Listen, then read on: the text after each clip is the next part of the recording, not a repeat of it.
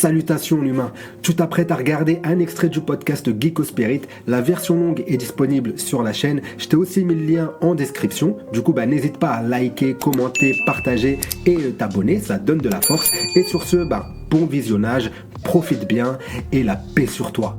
Déjà, alors, avant que tu m'expliques un peu en quoi le monde fabuleux des cartes Pokémon, déjà, premier truc, respect de ouf. Moi, à partir du moment où tu te mets où les gens se mettent dans un business quel qu'il soit, pour moi, parce que comment on a parlé un peu en privé, il m'a dit que le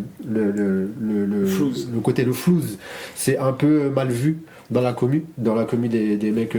Déjà, ils ont un nom, les gars de cette commu là? Non, pas forcément. Pokémon, non, même pas forcément. Des cartes des Pokémon, collectionneurs. des collectionneurs. Là où c'est mal vu, c'est qu'en fait, il y a. Alors, ça a un nom, mais il est un peu ridicule parce que ça signifie pas forcément ce que ça veut dire, mais les scalpers, c'est-à-dire qu'aujourd'hui, il y a des séries qui sortent tous les 2 mois en cartes Pokémon. Donc, en fonction de la hype ou autre, certaines séries sont plus difficiles à obtenir. Pourquoi ? Parce que des gens se lèvent à 2h du matin, 3h du matin pour se mettre devant les magasins. J'en ai fait partie parce que je veux avoir l'item que je veux, j'ai envie d'ouvrir. Et donc, dans ces moments-là, en fait, ça engendre toujours plus de bordel. Mais du coup, il y a des gens qui s'amusent à prendre en quantité, qui créent une pénurie et qui, en fait, en sortant du magasin, sont déjà là à revendre l'item en mode, les gars, voilà. J'ai eu l'objet, mais pour l'avoir, il faudra mettre plus. Un peu ce qui s'était passé avec la PS5 lors de sa sortie, où les gens faisaient exprès d'acheter tous les stocks de PS5 pour créer une pénurie et puis après les vendre plus cher. C'est le même principe du coup. C'est vraiment le même principe. Ok, d'accord. Mais du coup, là où je voulais en venir, c'était que pour moi, comme on a dit, la commu aime pas trop ça, le flou dans cet univers-là. Moi, j'ai aucun problème avec ça. Je suis un profane. Autant je suis fan de Pokémon, autant les cartes Pokémon, je suis un profane complet. Donc c'est intéressant de parler avec Coma, il va m'instruire un peu sur tout ça. Et surtout, moi je trouve ça quand même, je trouve ça ultra, je suis admiratif des gens qui ont fait de leur passion un business. Tu vois, un business qui ramène, qui arrive à sortir un pécule, tu vois, une rente, tu vois, d'une chose qui à la base est une passion. Je pense pas à la même chose de personnes qui sont rentrés dedans, qui ont vu l'appel du pognon, l'appel du gain et qui de manière ultra cynique, tu vois. Ça, pour moi, c'est une autre catégorie de personnes. Mais la personne qui kiffe Pokémon, qui a grandi avec Pokémon, qui a de l'affection pour cette franchise là, et qui s'est dit il y a moyen il y a ce business là qui est exact, ouais, voilà. On mélange les deux, hein. Enfin, tu vois, parce qu'au bout d'un moment, dans la collection, il faut savoir se dire, ok, là, moi, la carte que je veux, elle vaut 400-500 €. Je peux pas le claquer, hein, voilà, tout le temps. Je peux pas dire, tiens, là, je le claque. Donc, il faut savoir trouver un entre-deux, se dire, tiens, grâce à Pokémon, je peux me faire un petit billet qui me permettra d'avoir mes objectifs, d'atteindre la carte que je veux.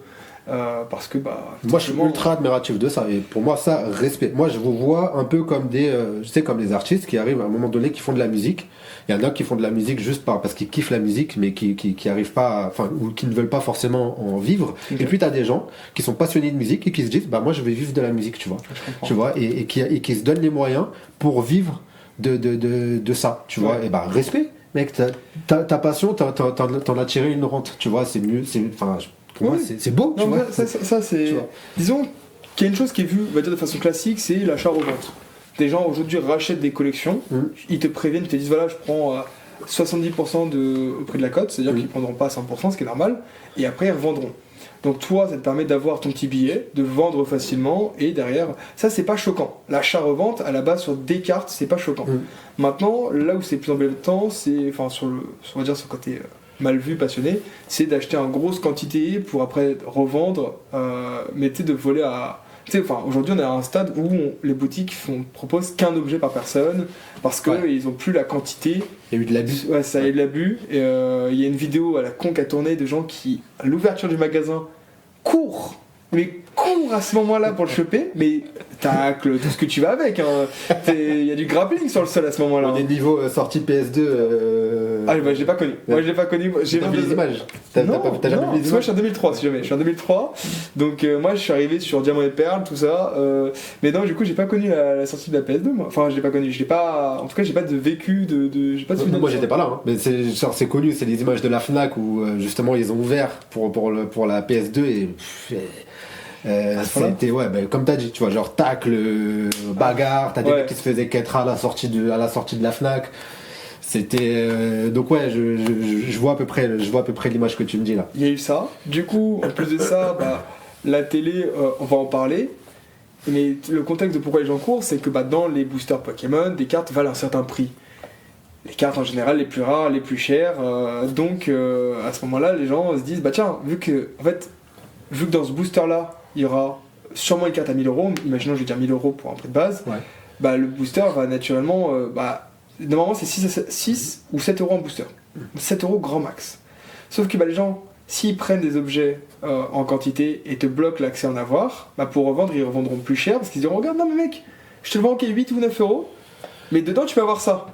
Et du coup, eux ils se font 2 € de marge, mais 2 € par 2 € par 2 € par 2 €, ça finit par. Voilà. Ça cumule, et ça, c'est mal vu. Parce qu'en fait, aujourd'hui, tout le monde se mêle de Pokémon, tout le monde parle d'argent, et en fait, ça peut gaver certaines personnes. Parce qu'en gros, aujourd'hui, t'as des fans, tu leur dirais tiens, il y a 2 ans, est-ce que tu aurais vu cette évolution-là? Ils auraient dit non. C'est-à-dire qu'il y a 2 ans, tu peux acheter. Mais ne serait-ce que 2 ans. En 2 ans, tout évolue si vite. Moi, j'ai repris il y a 3 ans, ou 2 ans, grâce à Evolution Paldea, donc c'était la nouvelle série, c'était sur EV1, mais à ce moment-là personne n'en achetait, parce que personne n'en voulait, donc les cartes valaient pas grand chose, enfin voilà, c'est encore une fois, comment dire, plus il y a de gens dessus, plus il y a de cartes chères, plus il y aura de gens dessus, et plus ça crée l'offre et la demande, c'est ça augmente l'offre et la demande, mais du coup la personne en voulait, donc c'était tranquille, tu pouvais en acheter tout ça.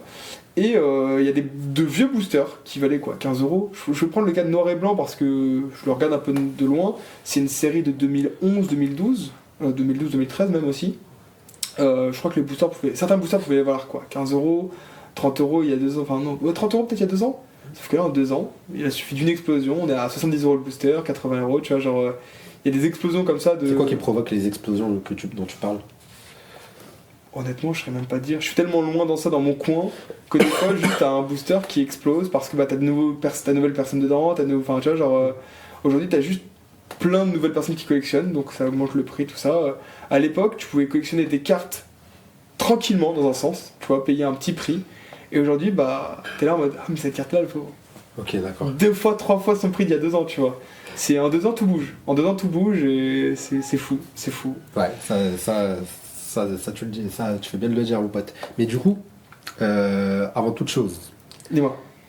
Comment t'as connu, enfin comment t'es rentré dans l'aventure Pokémon, comment t'es tombé amoureux de cette franchise-là, et comment t'es tombé dans l'aventure et dans ce domaine-là de la collection des cartes Pokémon?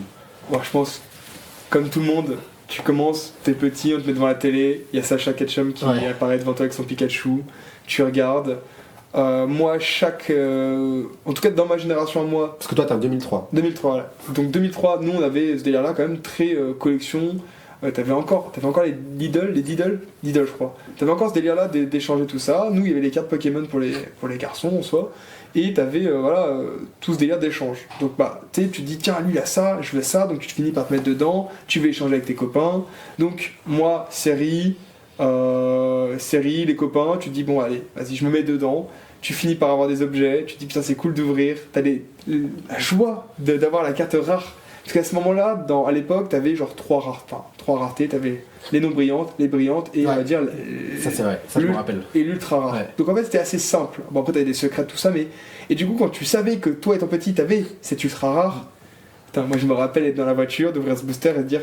Papa, je peux dire un gros mot tellement je suis joyeux, tu vois. Bref, c'était quelque chose. C'est ouf parce que ça vient. Moi, tu vois, toi t'es en 2003, moi je suis né en 88 et avant Pokémon, dans les cours de récré, c'était pas les cartes Pokémon qui faisaient ce bruit-là, c'était les cartes Dragon Ball et c'était le même concept. Ouais. Tu sais, t'avais les cartes normales, t'avais les cartes brillantes, t'avais les cartes plastifiées. Tu vois, t'avais des cartes qui étaient un peu transparentes, tu vois, et en fait, quand je dis de la valeur à nos yeux, tu vois, nos yeux d'enfant, plus tu vois, t'avais des échelles de valeur, tu vois, t'avais les cartes normales normales qui étaient bons, tu t'en foutais un peu. T'avais des cartes brillantes qui avaient déjà prenait de la valeur. T'avais des cartes pareil, ultra rares où vraiment pour la trouver.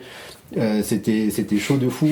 Fallait ouvrir. Ouais, voilà, c'est ça. T'avais les cartes japonaises, tu sais pas d'où ça venait, mais il y avait des cartes japonaises dans les cours de récré, tu savais pas d'où ça venait, mais tu dis, waouh, tu comprenais rien à ce qu'il y avait marqué, mais tu dis, waouh, c'est japonais. Si c'est japonais, c'est que c'est rare.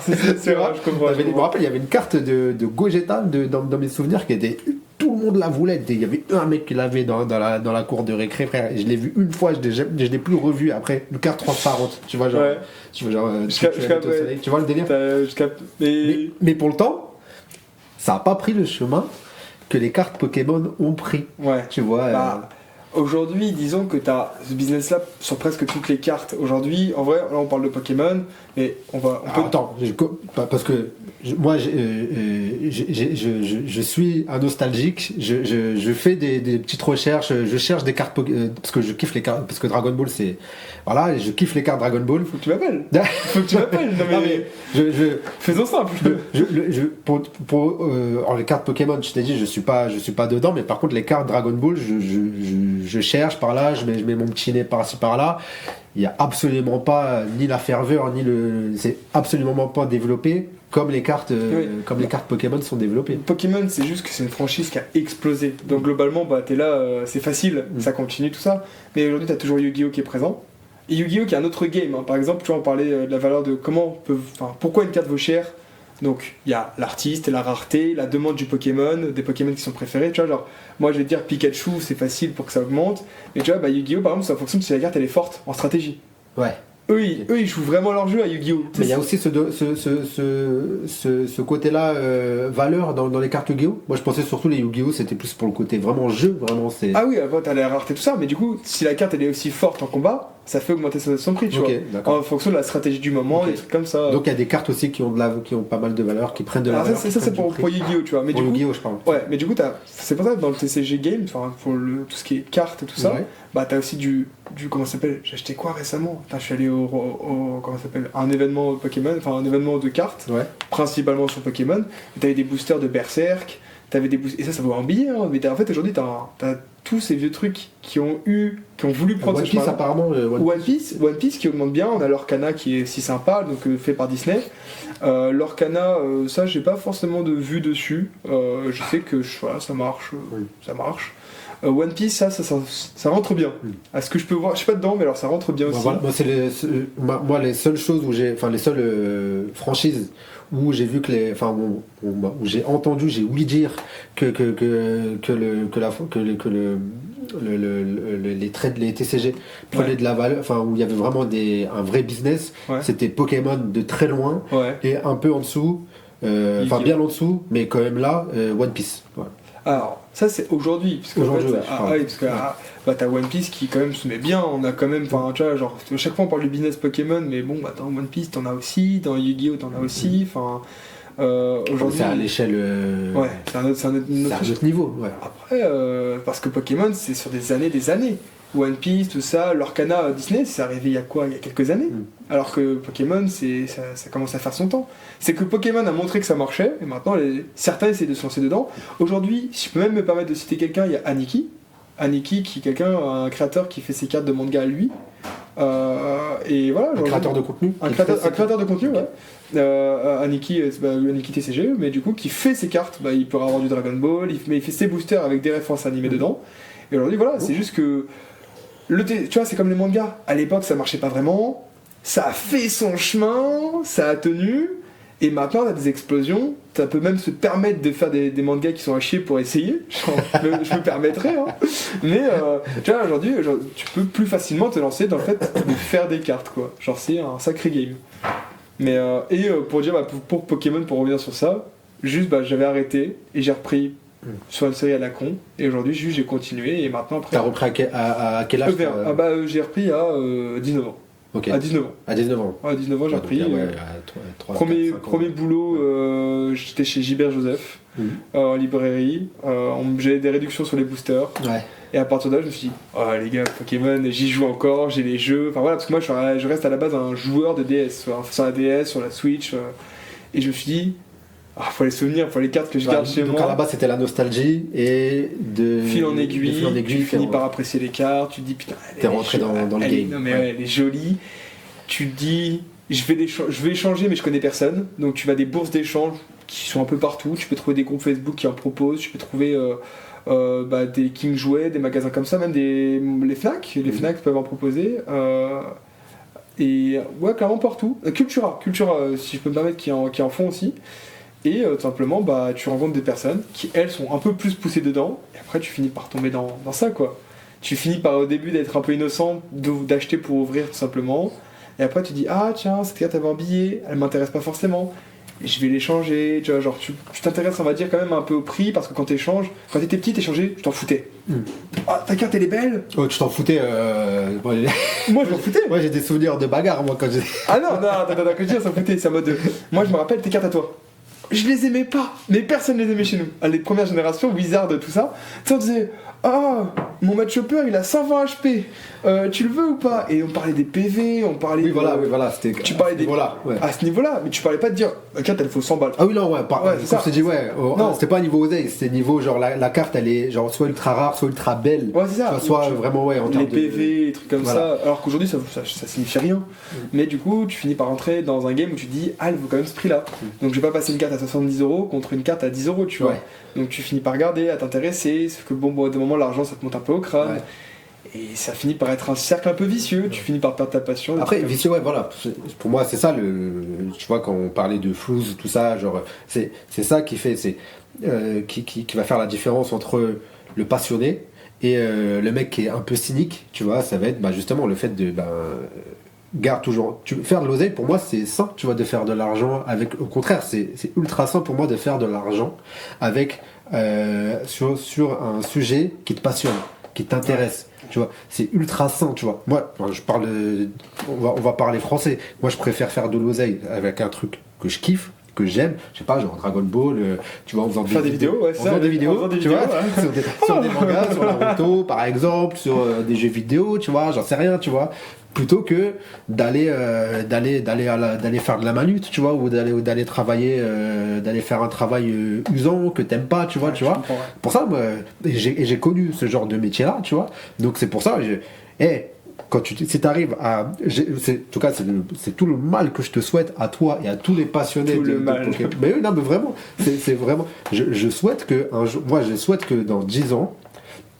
Tu viennes, enfin même moi, hein, dès que possible, tu viennes me voir, tu me dis écoute mec, je suis bien dans mon business et je me fais de l'oseille avec Pokémon, tu vois genre. Et j'arrive à vivre de ça, tu vois, de la même manière que tu as des gens qui vivent des jeux vidéo, il y en a qui kiffent le poker, ils arrivent à vivre du poker. Enfin, tu vois ce que je veux dire? Je suis d'accord, mais là c'est le moment où en fait t'as certains groupes, certains clans de t'as les passionnés d'anciens qui sont moi par exemple j'ouvre beaucoup de récents. Voilà, j'ai claqué quand même un gros billet sur la nouvelle série qui est ME1. Moi je voulais la garde voir tout ça, qui est une carte qui vaut un certain prix. Ouais.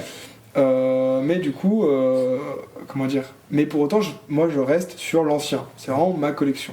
Et le truc, c'est que au final, t'as des clans aujourd'hui qui séparent en mode tiens, non mais avant c'était mieux, aujourd'hui on peut faire du fric avec. Et ça crée, on va dire, comment dire?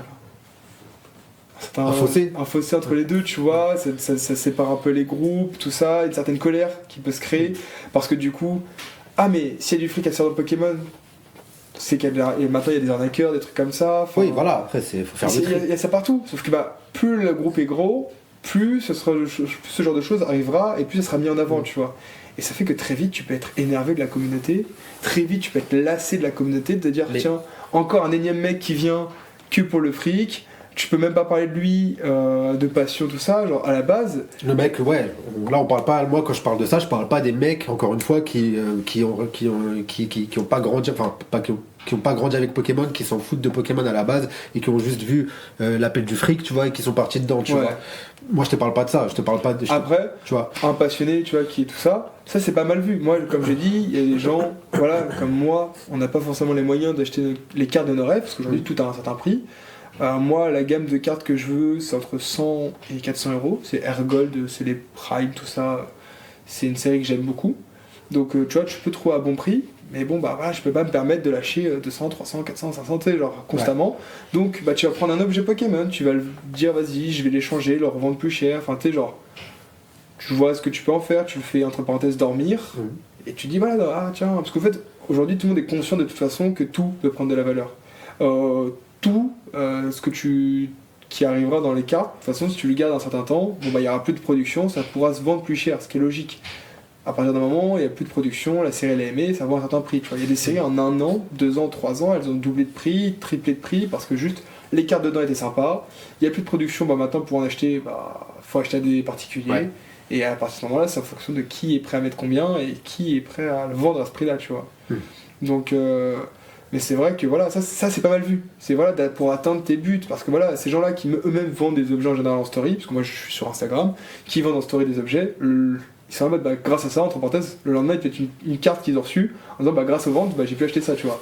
Et ça, c'est fou, parce que les gens, ils sont prêts à, justement, à créer une sorte de business pour avoir ces cartes-là, tu vois, mais vraiment pour avoir leurs cartes, quoi.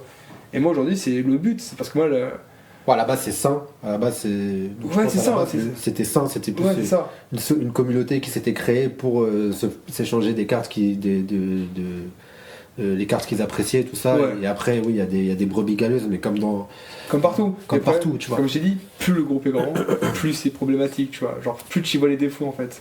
Alors que quand c'est un petit groupe, t'as plus à te dire... Ah mais tiens... Puis il y en a moins. Ouais. Proportionnellement, il y en a moins. Ouais, mais bah, par exemple, moi, je vais parler... j'ai un groupe d'amis aujourd'hui que j'ai pu rencontrer grâce à Pokémon, et on s'est créé un petit groupe. On soutient. Bah tiens, les gars, moi j'ai trouvé ça dans cette boutique là, est-ce que ça intéresse quelqu'un? Non, bon bah voilà, ah tiens, ça s'intéresse? Ouais, bah tiens, vas-y, fais-moi un virement, je te le prends et je te le ramène demain si tu veux chez toi. Enfin, tu sais, genre, c'est juste, on se soutient. Et t'en es au point où se créer un groupe, c'est rare de se dire, écoute, par exemple, faire de l'achat-revente des cartes, c'est tout à fait normal. Écoute, j'ai la chance d'avoir un ami qui m'a passé ses cartes d'enfance, je vais me faire de l'argent dessus en les revendant au prix de la cote parce que c'est des cartes qui intéressent des gens. C'est normal, les gens veulent cette carte-là parce qu'elle est ancienne, moi ça me fait un billet. Voilà. Mais, comment dire, mais derrière, tu vois, quand t'es un groupe de potes, tu peux arriver à dire, bon, bah, cette carte-là, j'ai eu pour tel prix, vas-y, je peux te le faire au même prix, ou, bah, tiens, vas-y, je me fais genre 10 balles, 20 balles dessus, tu vois, j'en sais rien, mais tu restes toujours en dessous du prix de la cote de la carte, parce que comme ça, t'arranges ton copain. Ouais, ça, t'arranges tes potes, tu fais des trucs comme ça. Ah, tiens, je cherche un objet, est-ce que la communauté peut m'aider à le trouver, s'il vous plaît? Ça, c'est incroyable. Et des objets que tu connaissais même pas. Je te dis, mais même moi, que je connais pas, hein, que je découvre tous les jours, mais des mecs qui disent, ah, tiens, si quelqu'un connaît ça, je suis preneur. De fil en aiguille, il le trouve, et tu te dis putain, mais la communauté, elle peut s'aider, tu vois. Et ça, c'est bien, mais t'es obligé de te créer un petit groupe, parce qu'en fait, aujourd'hui, il y a tellement de gens qui pensent, tu dis vraiment, le péché de l'argent, de l'avarice, vraiment, de se dire, ah tiens, argent, et des gens qui viennent te parler, tu vois, moi qui viennent, par exemple, moi, à mon stade où je suis tout petit, je suis personne, d'accord? On vient de dire, mais cette carte-là, elle vaut combien? Et tu sais, genre, bonjour, ça va, tu vois, et mais moi, je suis personne. Moi, je te dis, je suis personne. C'est moi qui demande aux gens de l'aide, des fois, pour vendre, mais ces gens-là qui je demande tous les jours, ils reçoivent de la demande, mais des gens qui sont pas polis, des gens qui sont... Des fois, des gens ils disent ah tiens, tu me l'achèterais combien? Tu sais, ils font des stratagèmes pour avoir le prix, et après ils se barrent, enfin tu sais, genre... business is business. Business is business, sauf que t'en perds ton humanité. Dis-moi bonjour, ça va, t'es ami, on est amis, ta journée s'est bien passée, enfin tu vois, genre... Ça, c'est pas propre à Pokémon, c'est propre à tout domaine qui génère de l'argent, forcément, mais comme je t'ai dit, avec les séries actuelles, d'accord, à cause de Squeezie en parenthèse, Squeezie a ouvert une série qui s'appelle EV8, il y avait un Pikachu dedans, ça a explosé, avec un Milobellus, tout ça, mais c'est vraiment le Pikachu qui a marqué le coup.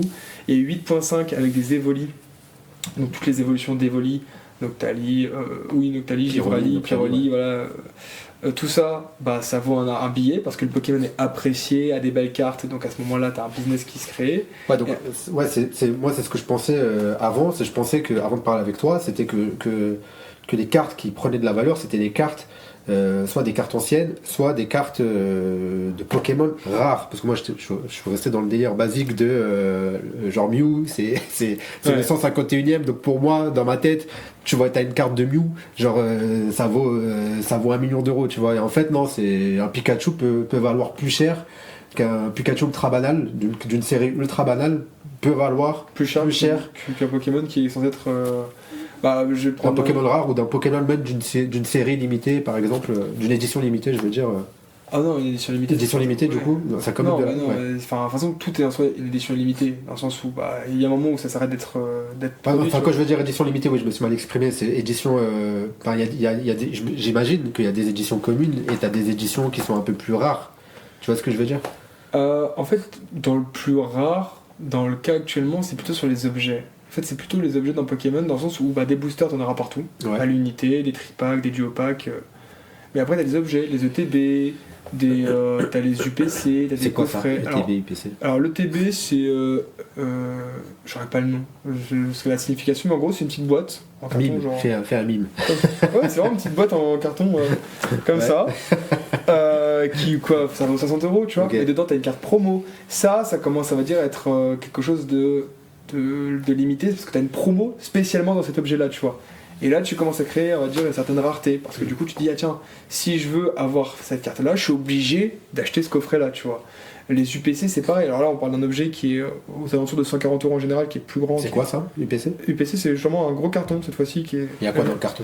Là, t'as genre 14 boosters, 16 boosters peut-être. Ok. Donc, donc ouais. c'est quand même des cartes à l'intérieur. Ah oui, il y a quand même des cartes, mais du coup, encore une fois, t'as des promos dedans. Et t'as des cartes qui sont exclusives Dedans. Ok, d'accord. Et donc, à partir de ce moment-là, faut mettre minimum 140 € pour avoir ça dedans, tu vois. Donc, c'est ça qui. Et t'es sûr de l'avoir la carte ou c'est... Oui, c'est sûr. Ok, sûr. d'accord. C'est des cartes promotionnelles qui, du coup, bah, ça peut.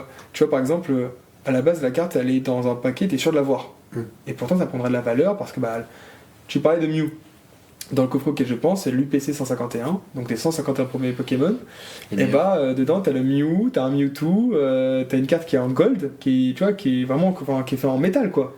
Ah ouais? Ouais, t'as des cartes en métal, officielles, hein, genre des trucs comme ça. Et ça, ouais, ça peut monter on va dire, en valeur, comparé à des cartes qui seront, on va dire, de base ultra rares dans la série, quoi. C'est quoi la fourchette des prix dans les cartes les cartes Pokémon communs et les cartes la plus chère qui existent Non, alors sur les cartes à la base, c'est entre 1 et 2 €, les cartes communes, ça, c'est carte ex, normale. normales, tout ça. Et tu rentreras dans une gamme avec, on va dire, les ultra rares, donc t'as c'est genre des full art, des gold, des alternatives qui est genre le truc en général le plus intéressant, dans le sens où bah, la carte c'est genre des gros Pokémon, des grosses évolutions, tout ça. Et là on parlera d'une vingtaine d'euros à 600 €, Ah ouais. plus ou moins. 600 €, ouais. Plusieurs centaines d'euros, quoi. Plusieurs centaines d'euros. Ok, wow. Et après, par contre, si on veut parler de la fameuse carte la plus rare, ou en tout cas la plus chère, c'est le Pikachu Illustrator. Ok. Donc c'est pas le Dracofeu que tout le monde Non. parlait à un moment donné. Ça vaut son rappeur billet. qui l'avait pris, ouais. Ouais, oui, ça vaut son billet. Ouais. Mais c'est pas ça. C'est qu'en fait, t'as des cartes, par exemple, qui sont toujours plus chères, parce qu'en gros, t'as des cartes de tournoi. Des cartes de gens qui ont dû faire des tournois pour avoir ces cartes-là, tu vois. Et donc, bah là, ça fait que obligatoirement, t'as moins de cartes, Le Dracofeu, aujourd'hui, t'as encore des gens qui ouvrent des boosters pour choper le Dracofeu. Tu vois, genre, ce Dracofeu, tu peux encore l'avoir. C'est pas comme si demain, je te disais, bah là, à partir d'aujourd'hui, t'es sûr de plus pouvoir en avoir.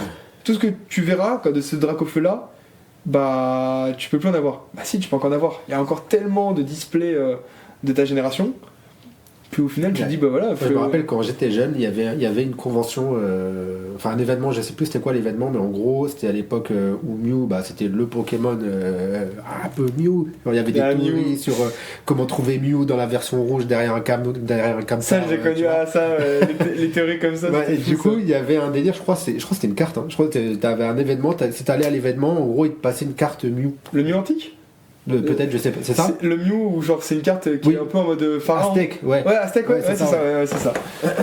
C'est quelque chose. Ça aujourd'hui, t'as plusieurs.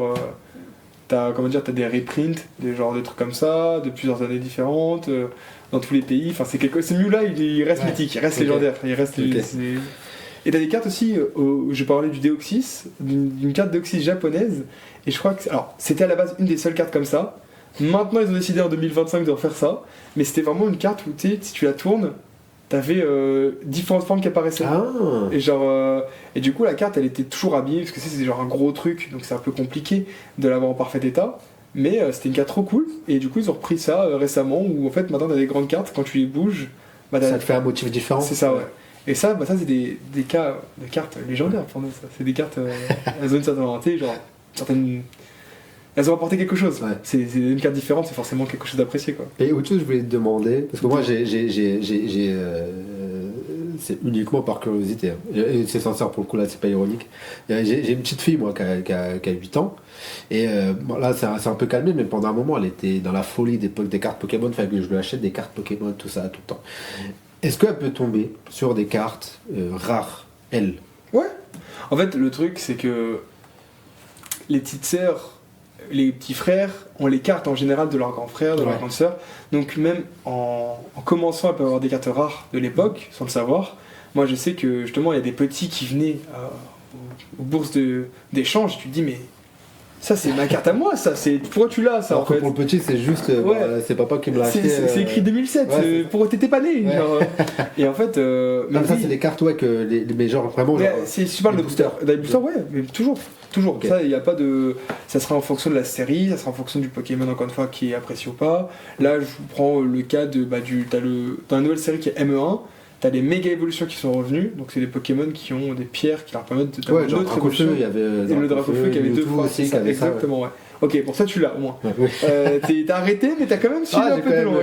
Je suis de loin, ouais. Mais tu vois, t'as le méga Absol, ça vaut pas. Attends, non, j'ai pas arrêté. J'ai arrêté les générations d'après. Je suis de loin, mais je continue à jouer, par exemple, Pokémon Jaune, la Pokémon Or, là, que tu vois là, je me les fais régulièrement, ces jeux-là. J'ai l'émulateur, sur mon téléphone, je me suis acheté une Game Boy Advance exprès pour avoir l'expérience, le ressenti original. Par Nintendo. Tu vois sur la Switch, je joue à Pokémon Let's Go, Evoli. Enfin, j'ai la version Pikachu, mais du coup, voilà, t'as compris. Voilà, donc je suis toujours dans Pokémon, tu vois. Mais de loin, cette franchise.